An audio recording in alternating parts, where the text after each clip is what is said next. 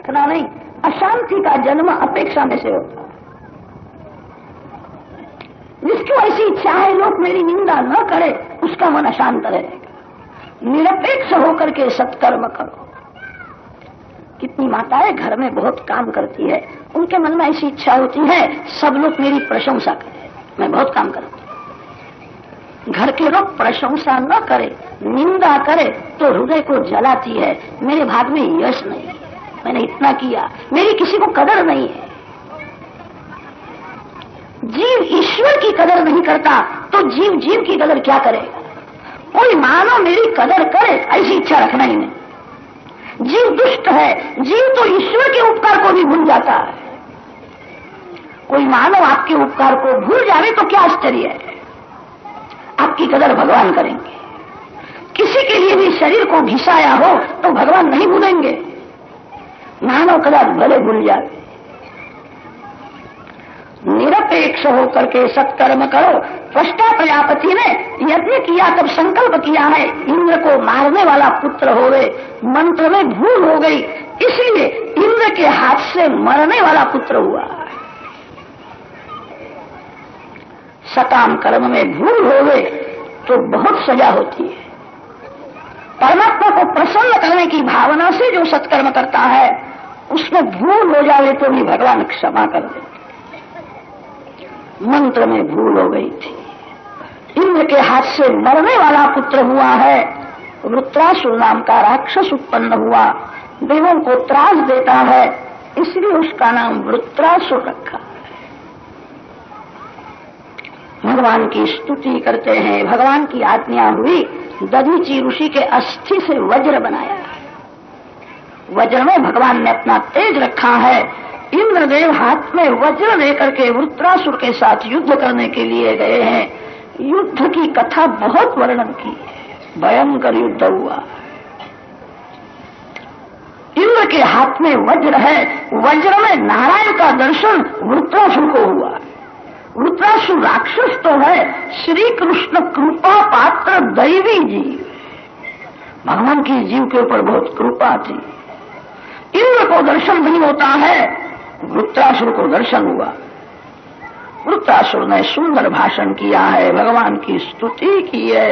इंद्र, युद्ध में तेरी जीत होने वाली है, मेरी हार होने वाली है। मेरे ऊपर भगवान की बहुत कृपा है, इसीलिए मेरी हार होने वाली।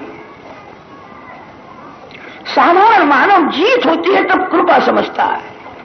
वृत्रासुर ने कहा युद्ध में मेरी हार होने वाली है, इंद्र तेरी जीत होगी, तेरे को स्वर्ग का सुख मिलेगा, जो सुख भोगने के बाद तू दुखी होने वाला है। युद्ध में मेरी हार होगी, मैं मर जाऊंगा, मैं भगवान के धाम में जाने वाला हूं, जहां कोई दुख नहीं है, जहां केवल आनंद ही आनंद है। भगवान जिस जीव के ऊपर थोड़ी कृपा करते हैं उसको लौकिक सुख ज्यादा देते हैं। जिसके ऊपर भगवान अतिशय कृपा करते हैं उसको लौकिक सुख नहीं देते। संसार में बहुत सुख मिले तो मन लौकिक में फंस जाता है, घर में थोड़ा दुख हुए तो मन घर में से हट जाता है। अस्मत्पति त्रैवर्गिकायास विघातम विभत्ते। संसार का सुख तो परिणाम में दुख देने वाला है, तेरे को स्वर्ग का सुख मिलेगा। याद रखना, जो सुख भोगने के बाद तू दुखी होने वाला है। मेरी हार होने वाली है, मैं भगवान के धाम में जाऊंगा, जहां केवल आनंद ही आनंद है, जहां कोई दुख नहीं है, जहां काम को प्रवेश नहीं है, जहां काल नहीं आ सकता। ऐसे भगवान के दिव्य धाम में मैं जाने वाला हूं। युद्ध में मेरा मरण होने वाला है। वृत्रासुर राक्षस है, श्री कृष्ण कृपा पात्र दैवी जीव है, सुंदर स्तुति करता है। एक वर्ष तक बड़ा भारी युद्ध हुआ, वृत्रासुर का मस्तक काट डाला है। राजा ने प्रश्न किया, वृत्रासुर राक्षस था तो भी उसको भगवान में कैसा भाव था? प्रभु में प्रेम नहीं होता है। अतिशय जब पुण्य बढ़ता है तब भगवान में प्रीति होती है। राक्षस राक्षस होने पर भी भगवान में उसका कैसा प्रेम था, इसका क्या कारण था? चित्रकेतु पूर्व जन्म की उसकी कथा वर्णन की है। पूर्व जन्म में वो चित्रकेतु नाम का राजा था।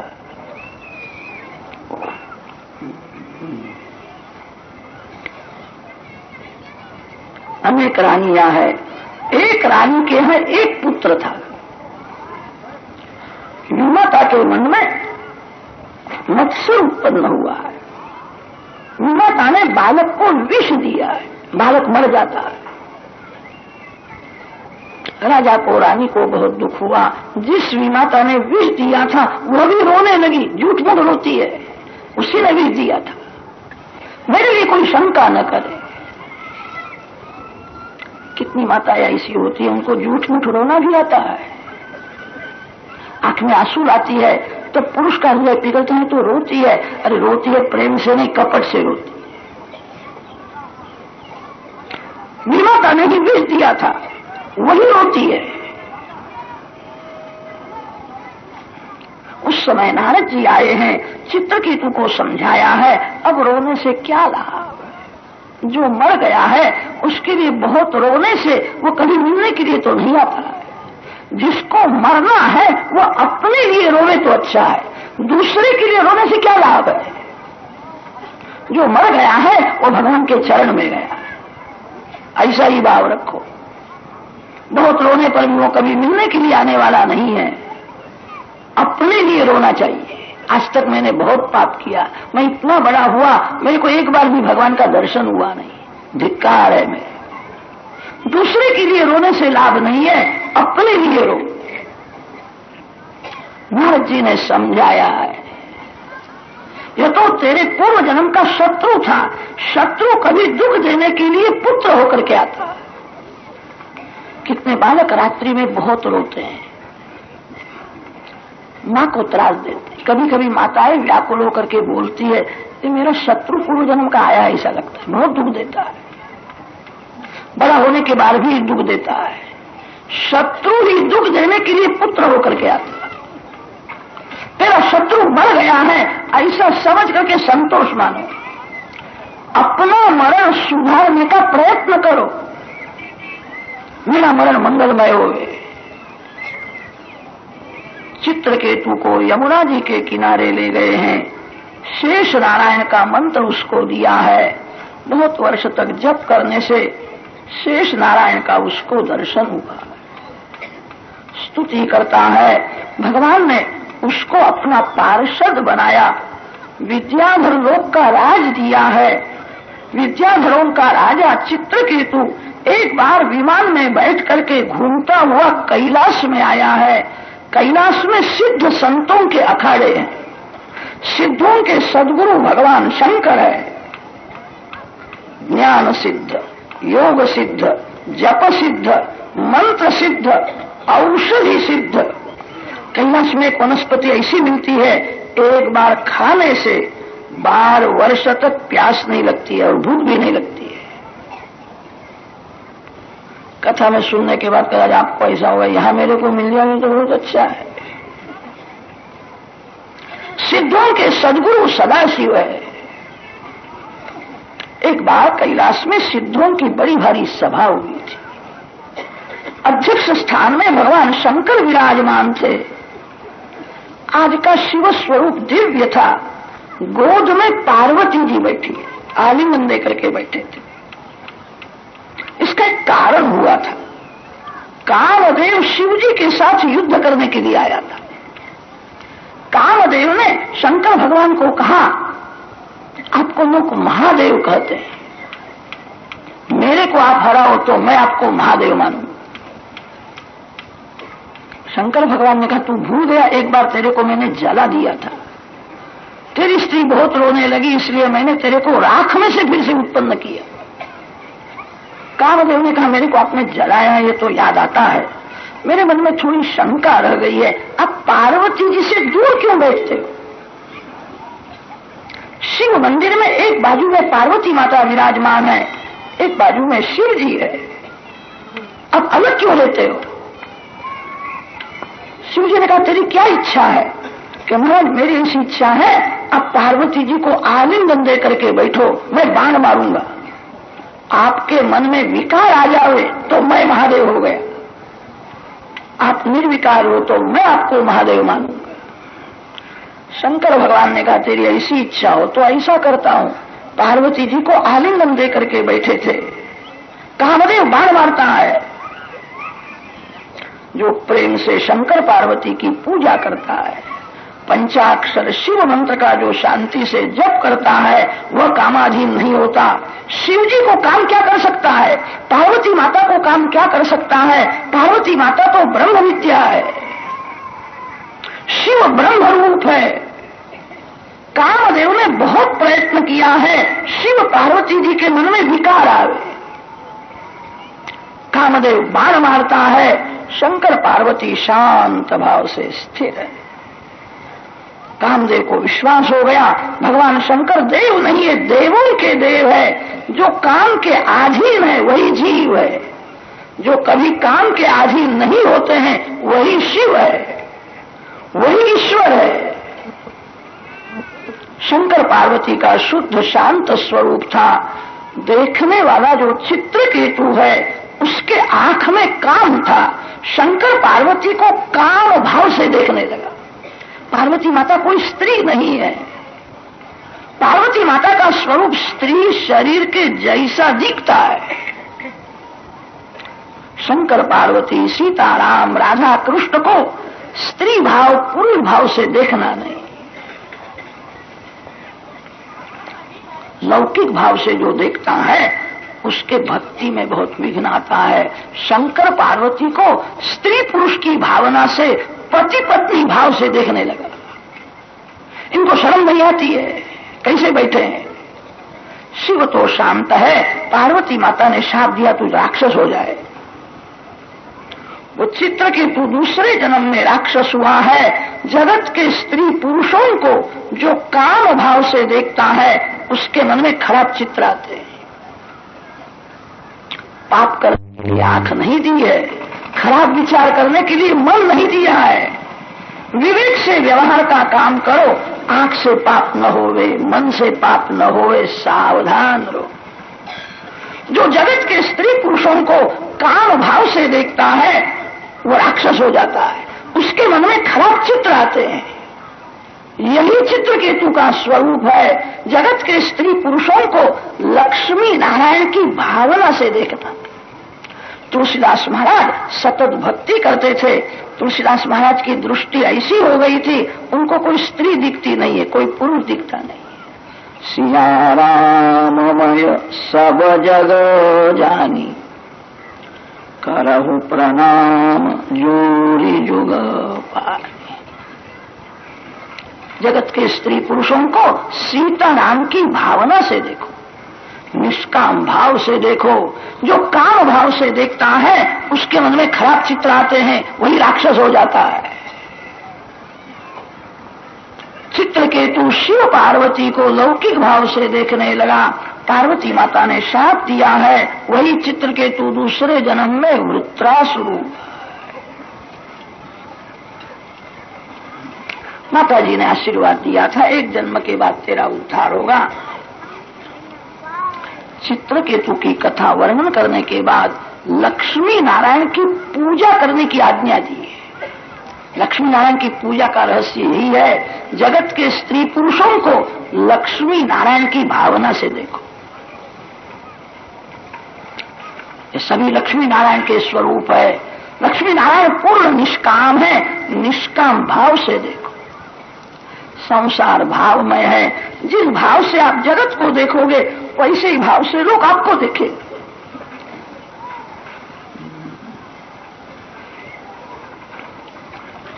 त्रिकाल लक्ष्मी नारायण की पूजा करो। जो खराब चित्र मन में आए उनको बाहर निकालो। लक्ष्मी नारायण की पूजा का यही रहस्य है, जगत के सभी स्त्री पुरुषों को भगवत भाव से देखो। काम भाव से जो देखता है उसके मन में खराब चित्र आते हैं, वही राक्षस हो जाता है। दिति ने व्रत किया है, मरुदगणों के उत्पत्ति की कथा सुनाई है। षष्ठ स्कंध परिपूर्ण किया है। सप्तम स्कंध का आरंभ कर। नारायण सम प्रिय सूर्य ब्रह्मन् भूतानां भगवान् स्वयं इंद्रस्यार्थे कथं दैत्यान् अवधीद विषमो यथा। सप्तम स्कंध के आरंभ में परीक्षित राजा ने एक सुंदर प्रश्न किया। सुखदेव जी महाराज को वंदन करके कहा है, आप आज्ञा करें तो मेरे को पूछने की इच्छा है, राजन पूछो। परीक्षित राजा का प्रश्न है, आपने कथा में अनेक बार मेरे को ऐसा कहा है, ईश्वर सर्व का और सर्व में है। जो भगवान सर्व में है वो भगवान कहीं कम है कहीं ज्यादा है ऐसा तो नहीं है। भगवान सर्व में समभाव से रहते हैं तो जगत में झगड़ा क्यों होता है? मेरी तो ऐसी इच्छा है किसी के घर में झगड़ा होवे नहीं, सब आनंद में रहे। ईश्वर सर्व में समभाव से रहते। सासू जी में भगवान है और बहू जी में भी भगवान है, झगड़ा बहुत होता है। भगवान तो सर्व में समभाव से है, झगड़ा क्यों होता है? सुखदेव जी महाराज वर्णन करते हैं, राजन प्रश्न अच्छा किया है। भगवान प्रकाशमय है, भगवान सभी को समान भाव से प्रकाश देते हैं। भगवान की समता सूर्य नारायण के प्रकाश के समान है। सूर्य नारायण सभी को समान भाव से प्रकाश देते हैं। आस्तिक होवे के नास्तिक होवे, पापी होवे के पुण्यशाली होवे, सूर्य नारायण सभी को समान प्रकाश देते हैं।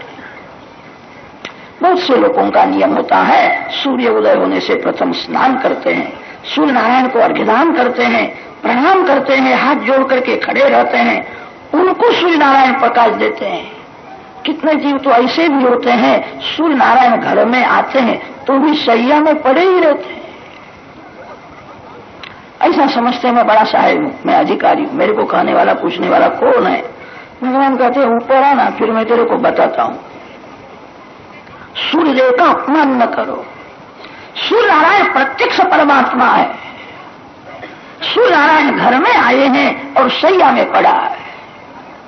सूर्य नारायण का अपमान करने जैसा कोई महापाप नहीं है। सूर्य नारायण सभी को समभाव से प्रकाश देते हैं, सज्जन होवे के दुर्जन होवे, पापी होवे के पुण्यशाली होवे। निर्गुण निराकार परमात्मा प्रकाशमय है। भगवान में विषमता नहीं है, विषमता माया की है। भगवान की सत्ता और माया की क्रिया, निर्गुण निराकार ब्रह्म को क्रिया नहीं है और माया को सत्ता नहीं है। परमात्मा की सत्ता से माया क्रिया करती है। माया जो क्रिया करती है उसका आरोप ईश्वर में होता है। प्रकाश में परमात्मा कुछ भी नहीं करते। सगुण साकार भगवान क्रिया नहीं करते हैं, लीला करते हैं। श्री कृष्ण भगवान माखन की चोरी करते हैं, वो क्रिया नहीं है, लीला है। कोई मानव चोरी करे तो लीला नहीं है, वो क्रिया है। भगवान की चोरी भी लीला है। माखन चोरी की लीला में रहस्य भरा हुआ है। श्री कृष्ण गोपियों के साथ रास खेलते हैं, रास क्रिया नहीं है, रास लीला है। क्रिया उसको कहते हैं जहां स्वार्थ है, जहां सुख भोगने की वासना है, जहां मैं करता हूं ऐसा अभिमान है। स्वार्थ और अभिमान के साथ जो किया जाता है वो क्रिया है, जहां कोई स्वार्थ नहीं है। रास खेलने से भगवान को सुख मिलता है, रासलीला न करने से भगवान दुखी है। भगवान तो आनंद स्वरूप है। गोपियों को आनंद देने के लिए भगवान मधुर लीला करते। श्री कृष्ण को कोई सुख भोगने की इच्छा ही नहीं होती है। सूर्य नारायण नारायण के घर में दीपक की जरूर नहीं है। जहां सूर्य नारायण है वहां अंधकार नहीं आ सकता है। आनंदमय परमात्मा को कोई सुख भोगने की इच्छा ही नहीं है। जीव को आनंद देने के लिए भगवान लीला करते हैं। भगवान की लीला में कभी कभी विषमता दिखती है, वो विषमता में भी समता है। दो बालक की एक माँ है, जो बड़ा पुत्र है उसको माँ थोड़ा ज्यादा खिलाती है, और जो छोटा है उसको माँ बहुत कम देती है। माँ को पूछो दो बालक में तेरे को कौन सा प्यारा लगता है? माँ का दोनों बालकों में प्रेम तो समान है, क्रिया समान नहीं है। छोटा जो बालक है मांगता है, रोता है, तो भी माँ नहीं देती है। माँ का दोनों बालकों में प्रेम तो समान है, क्रिया समान नहीं है। माँ विचार करती है जो बड़ा है वो थोड़ा ज्यादा खाएगा, तगड़ा हो जाएगा, उसको शक्ति आवेगी। जो छोटा है वो न खावे तो अच्छा है। दोनों बालकों का कल्याण करने के लिए माँ लीला करती है। माँ का दोनों बालकों में प्रेम समान है, क्रिया समान नहीं है। भावाद्वैतम सदा कुर्यात क्रियाद्वैतम न करिचित अद्वैतम त्रिषु लोकेषु नाद्वैतम गुरुणा सह। राजा का प्रश्न यह है, वृत्रासुर राक्षस था तो भी भगवान ने वृत्रासुर को मार डाला। राक्षसों को भगवान क्यों मारते हैं? सुखदेव जी महाराज वर्णन करते, वृत्रासुर को मारा नहीं, उसको मुक्ति दी है। श्री कृष्ण के मार में प्यार है, श्री कृष्ण के क्रोध में प्रेम भरा हुआ है। भगवान की दो शक्ति है, निग्रह और अनुग्रह। निग्रह शक्ति से राक्षसों का कल्याण करते हैं और अनुग्रह शक्ति से देवों का कल्याण करते हैं। परीक्षित राजा को सुखदेव जी महाराज ने कहा है, तू जैसा प्रश्न पूछता है ऐसा ही प्रश्न तेरे दादा ने राजसू यज्ञ में नारद जी को ऐसा ही प्रश्न पूछा था। राजसू यज्ञ में बड़े बड़े संत महात्मा आए थे। बड़ा भारी एक प्रश्न उपस्थित हुआ, प्रथम पूजा किसकी करनी चाहिए? सभी संतों ने कहा द्वारकानाथ श्री कृष्ण विराजमान है, श्री कृष्ण भगवान की पूजा प्रथम कर।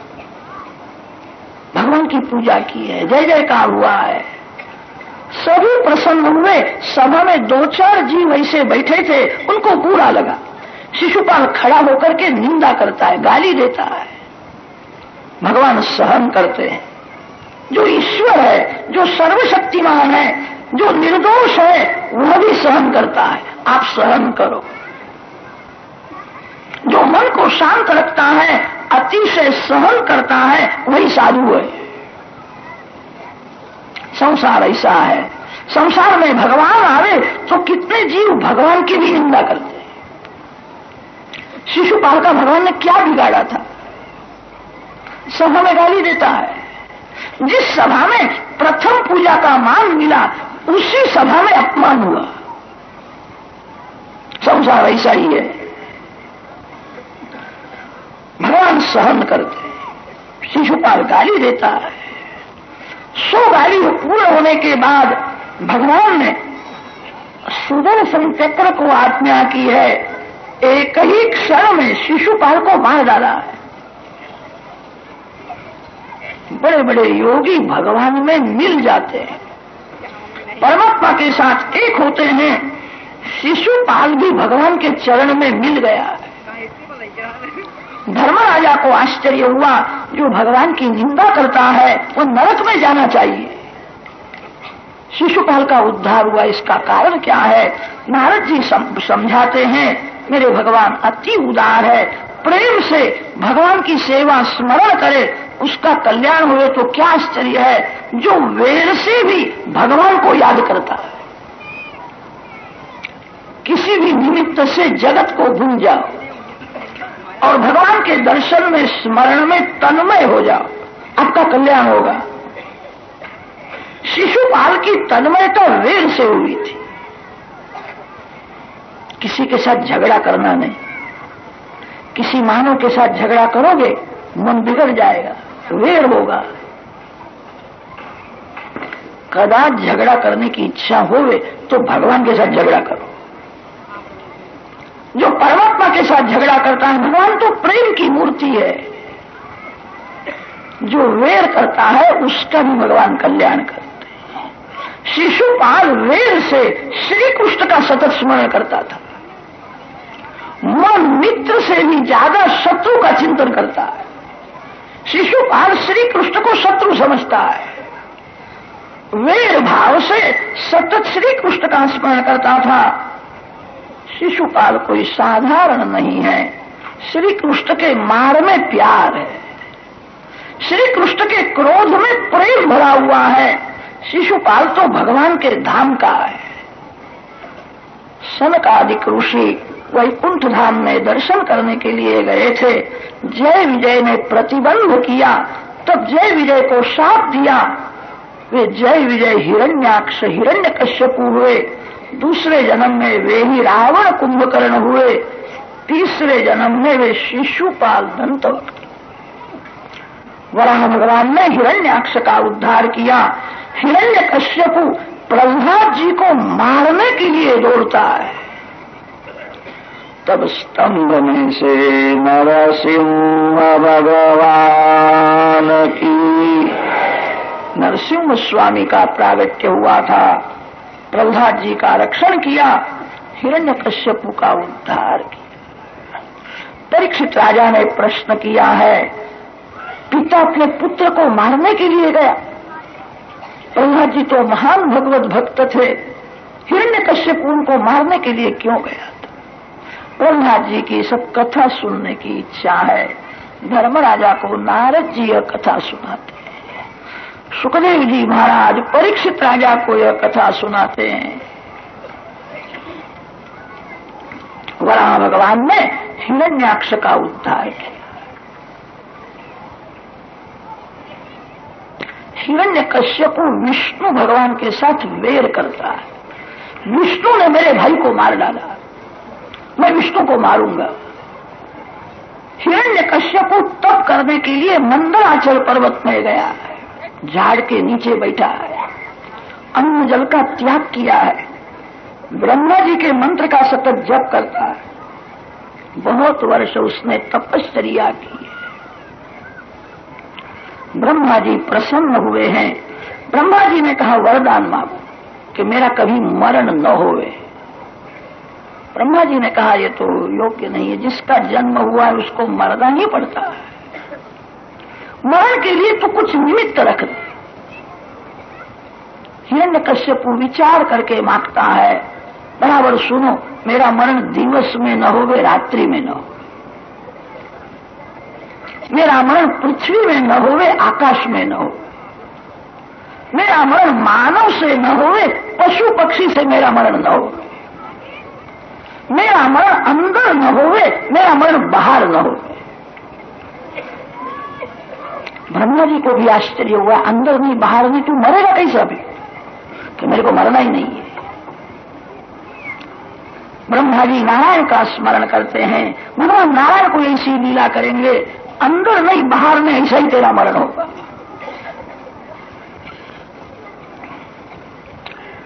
थोड़ा विचार कर। हिरण्यकश्यपु दिति का पुत्र है। दिति शब्द का अर्थ होता है भेदभाव, दो खंडने। भेद बुद्धि ही दिति है। साधारण मानव जगत को भेदभाव से देखता है, ये काला है, ये गोरा है, ये जवान है, ये बुढ़ा है। जो भेदभाव से देखता है उसका मन बिगड़ता है। जहां भेद है वही भय है। ज्ञानी पुरुष जगत को अभेद भाव से देखते हैं।